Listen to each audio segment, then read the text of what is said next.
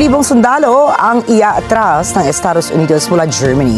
Hudyat na naturang hakbang ang umiinit na tensyon sa pagitan ng Washington at isa sa pinakamalalapit na NATO ally nito.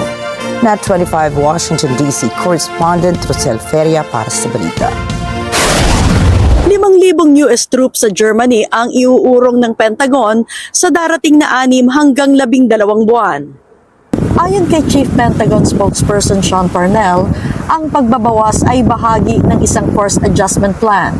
Ang naturang hakbang ay kasunod ng lumalalang tensyon sa pagitan ni Pangulong Donald Trump at German Chancellor Friedrich Merz, bunsod ng kasalukuyang giyera sa Iran.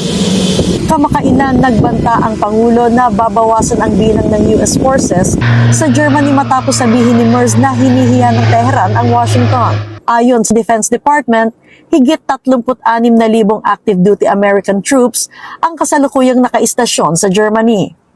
Maliit na bahagi ito ng 250,000 sundalo na nakadeploy doon noong 1985, bago ang pagbagsak ng Berlin Wall at pagtatapos ng Cold War. Minamarkahan ng nakatakdang troops withdrawal ang kapansin-pansing pagbabago sa matagal ng presensyang militar ng US sa Europe. Rosel Feria, Net 25 Americas para sa mata ng Agila International, trusted, connected, on point.